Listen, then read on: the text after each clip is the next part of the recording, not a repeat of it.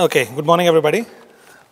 When Matthias contacted me to write on something, I was actually in the middle of triangulating my data.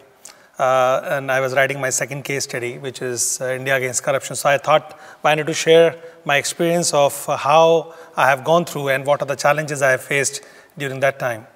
And I think most of us have gone through this process. We are the social scientists in a qualitative data jungle.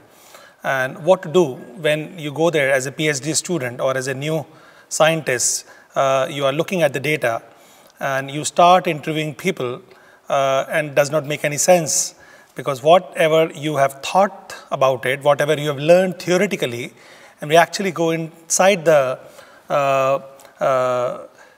data collection mode, it's quite difficult to see what is happening.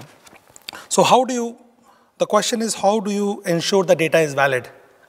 How do you ensure the data is reliable? And most importantly, how do you ensure that data is authentic? I looked at that case called India against corruption. Some of you may have heard about it. India against corruption is one of the most prominent social movement in India in modern times, where technology and social media has played a very vital role.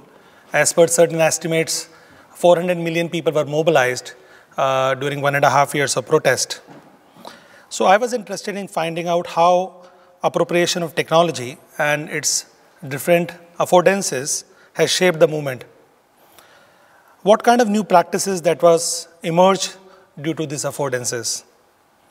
In this picture, you can see there are different, it's a picture right in the middle of when the movement was at the peak, and the leader of the India against corruption was released from the jail. He was jailed because he was going for a non-violent hunger strike, and government didn't like it, so they put him in a jail for a few days. And then there was millions of people outside the jail, and there was quite a hue and cry, so they have to release him. So he was right outside the jail, he is making a speech, and you can see different actors in this picture.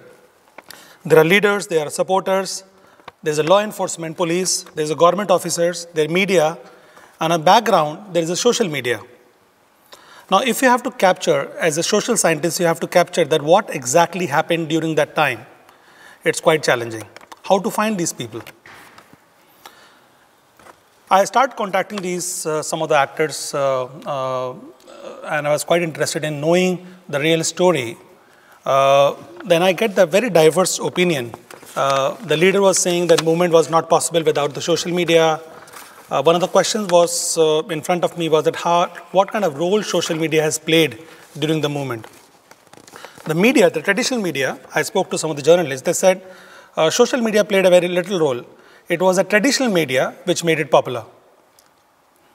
The law enforcement and government agency, of course, they said, oh, there was not much of movement. There was small protest. There was less national impact. The activists and supporters said, we were constantly updating the Facebook status from the venue. Thousands of comments were received and shared. Not practically everybody was possible to come into the venue, but there were indirect participants who were there. There were millions of people who were glued on the TV screens and probably following the Twitter feed and Facebook feed. And if you look at I also analyzed the Facebook and Twitter feed, and I found out thousands of posting comments, photos, and videos from across the country. Therefore, I realized that through a triangulation method, you can validate the claims which are made during that time. So I interviewed and tried to find out the independent stories from the actors. Then I also gone through the verifiable media reports. When I said verifiable media reports, because media is quite big, so you pick up some select media, which has a great reputation. And then there is a published literature, which also support your claim. The social media also provide a fantastic overview of what has happened. And by looking at the different sources of information, you can come up to some usable analysis, which is trustworthy. So this is a challenge when I face, and this is how I overcome it. And of course, there are some greater challenges when you look at triangulation. Some of them, like we face it every day. and we use it Google Maps. So this is a cartoon character which I found out. You go to Google and you see the Google Map, Apple Map, and Bing Map, and then you say, I'm triangulating. So thank you very much. Sorry, it's a very short presentation. We didn't have opportunity to talk much, but Matya is poking me to stop now. Thank you very much.